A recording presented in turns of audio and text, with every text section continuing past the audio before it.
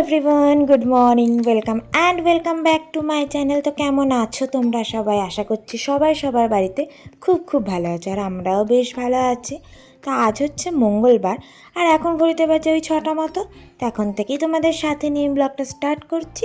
আশা করছি তোমাদের ব্লগটা একটু হলেও ভালো লাগবে, তাই পুরো ব্লগটা স্কিপ না করে দেখার অনুরোধ রইল। তো সকাল সকাল যথারীতি যা যা কাজ সব কিছু শুরু করে দিয়েছি। আর জানলা দরজাগুলো খুলে বাইরে জল দিতে এসে দেখি জুতোগুলো এমনভাবে রাখা, যদি জল দিয়ে ওর উপরে জুতোগুলো না সব ভিজে ভিজে যাবে। তাই আগে সেগুলোকে ঠিকঠাক করে তারপরে জলটা দিয়ে নিলাম। আর একটু তো জায়গা, তার মধ্যে জুতোগুলো যদি ওরকমভাবে থাকে না, তাহলে দেখতেও খারাপ লাগে আর যেতে আসতেও অসুবিধা হয়।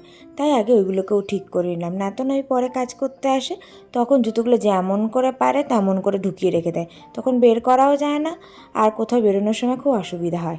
তাই আমিই ঠিক করে রেখে দিলাম। এরপর টুকটাক আরও কিছু কাজ করে চলে এসেছি কিচেনে। মেয়ের জন্য আজকে টিফিন বানাবো, সেটা প্রিপেয়ার করার জন্য। তো ওকে আজকে ভেবেছি একটু প্যানকেক বানিয়ে দেবো। তার জন্য এখানে একটু 1/4 কাপের মতো আটা নিয়ে নিয়েছি, তার মধ্যে সামান্য একটু বেকিং পাউডার আর চিনি দিয়ে ভালো করে মিক্সড করে নিয়েছি। তারপরে একটু ভালো পাকা কলাকে স্ম্যাশ করে নিয়ে তাতে অ্যাড করে দিয়ে এবার পরিমাণ মতো দুধ দিয়ে একটা স্মুথ পেস্ট বানিয়ে নেব। ওই খুব বেশি পাতলাও না, আবার একদম গাঢ়ও না। পেস্টটা বানিয়ে নিয়ে তারপর এটাকে ঢেকে এখন রেখে দেবো কিছুক্ষণের জন্য। আর আজকে প্রথমবার না এই প্যানকেকটা বানাচ্ছি, জানি না ওর কেমন লাগবে ভেবেই বানাচ্ছিলাম আর কি। তাই এতে একটুখানি টেস্টের জন্য, একটু স্মেলের জন্য একটু ভ্যানিলা এসেন্সও দিয়ে দিয়েছিলাম, যাতে ওই কেকের একটা স্মেল বেরোয়, যাতে ও খেয়ে নেয়। তো যাই হোক, এখানে দেখো আমার ব্যাটারটা রেডি, তো ঢেকে রেখে দিয়েছি। আর এইদিকে দেখো সানরাইজ হচ্ছে, কি ভালো লাগছে না দেখতে বাইরের প্রকৃতিটা। সত্যি কি সুন্দর যে লাগে না সানরাইজটা দেখতে, আর আমাদের জানলা থেকে এত অপূর্ব লাগে ওইটা দেখতে যে কি বলবো, মনে হয় যেন ওখানেই দাঁড়িয়ে থাকি। তো যাই হোক, এরপরে আবার কাজে ফিরে এসেছি। ফার্স্টেই যে বাইরের রুমটা, সেখানে এসে আগে সোফাটা ঠিক করে নিলাম। যতই ঠিক করি সোফাটা যেন আবার কিছুক্ষণ পর অগোছালো হয়েই যায়। আর তোমরাই বলো, বাইরের ঘর যদি এরকম অগোছালো থাকে তাহলে কি আর দেখতে ভালো লাগে? তাই আগে ওটা দিয়েই কাজ শুরু করলাম। তারপরে এদিকে যেহেতু অঙ্কন আর মিষ্টু সবে উঠেছে, তাই ওই ঘরটা এখন ঠিক করলাম না। আর এইদিকে তারপরে কিচেনে এসে আগে ড্রাই ফ্রুটসগুলো ছাড়িয়ে রেডি করে রেখে দিলাম। তারপরে চলে এসেছি এদিকে চাটাকে নিয়ে, চা খাওয়ার জন্য আর কি। আর যাই বলো তাই বলো, সকালবেলায় চাটা যেন একটা এনার্জি টনিকের মতো কাজ করে।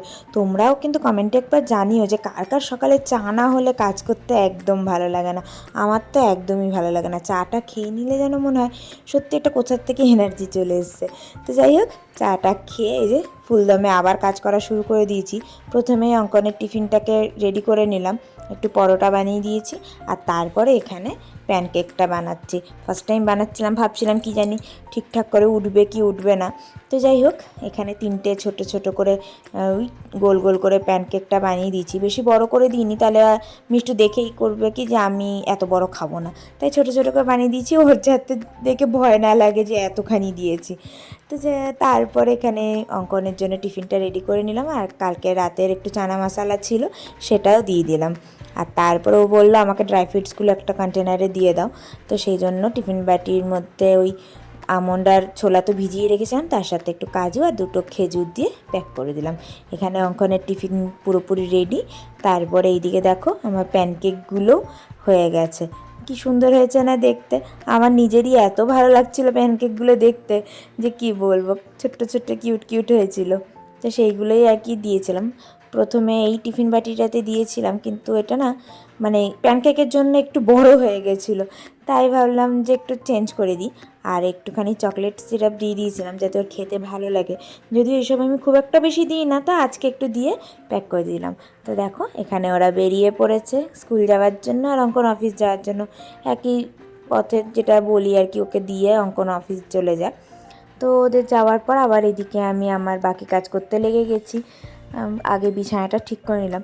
আর জানো, ঘরদোর পরিষ্কার থাকলে না যেন একটা আলাদাই মনে শান্তি আসে। আর শরীর খারাপ থাকুক, শরীর ভালো থাকুক, ঘর পরিষ্কার থাকলে শরীর মন এমনিই ভালো হয়ে যায়, কি তাই না?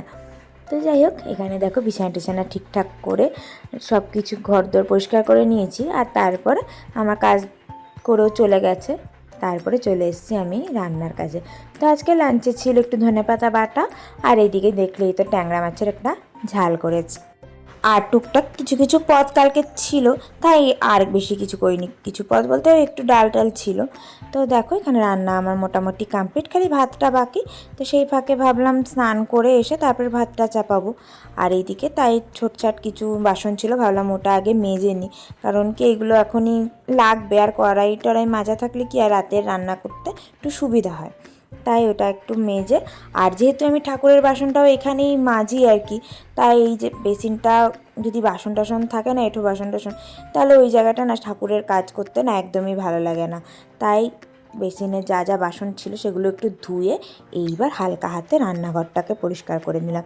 আর কি বলো তো, ওই রান্নাঘর তো পরিষ্কার করে চড়েই যায়, কিন্তু ওই রান্না করার পর আবার তো কেমন ওই মাছ ভাজলে মাছের তেল ছিটকানো সব কিছু হয়ে থাকে। তাই হালকা হাতে আবার পরিষ্কার করে নিলে না রান্নাঘরটা পরিষ্কারই থাকে, তাহলে না কোনো রকম বেশি তেল চিটে চারিদিকেও থাকে না, দেখতেও বেশ ভালো লাগে। তো যাই হোক, এখানে দেখো এইবার একেবারে চলে এসেছি বিকেলবেলা। তা আজকে বিকেলে না বহু প্রতীক্ষিত একটা কাজ করার ছিল, সেটা হলো মুভি দেখতে যাওয়া। আর যেই মুভিটা দেখতে যাচ্ছি সেটা এখন মানে কি বলবো, ইনস্টাগ্রাম ফেসবুক সব কিছুতে যেন ওই মুভির কথাই চলছে। তা তোমরা তো বুঝতেই পেয়ে গেছো যে কোন মুভিটা আমি দেখতে গিয়েছিলাম। তা হ্যাঁ, আমরা দেখতে গিয়েছিলাম সাইয়ারা মুভি। আর এই যে থিয়েটারটায় গেছিলাম, সিনেমা হলটাতে, এটা না করোনার পর না বন্ধ হয়ে গেছিলো, তারপরে আবার রিওপেন হয়েছে। আর এটা আমাদের বাড়ির খুব কাছাকাছি, তাই এটাতেই গেছিলাম। আর যাই বলো তাই বলো, মুভিটা না সত্যিই খুব ভালো ছিল, খুব ভালো লেগেছিলো মুভিটা দেখতে। আর এতদিন পর মুভি দেখছি, তার জন্য আরও মন খুশি হয়ে গেছিলো। আর তারপরে যদি এইরকম টাইপের মুভি হয় তাহলে তো আরও মনটা ভালো হয়ে যায়। আর এতদিন পর মিষ্টুকে নিয়ে মুভি দেখতে গেছিলাম, একটু টেনশানই ছিলাম যে পুরোটা দেখতে দেবে কি দেবে না, তো কোনো অসুবিধা করেনি। তো যাই হোক, বাড়িতে এসে একটু ম্যাগি খেয়ে নিয়েছিলাম। তো এই ছিল পুরোটা দিন, কেমন লাগলো অবশ্যই জানিও। তো আজকের মতো এখানেই শেষ করছি, টাটা।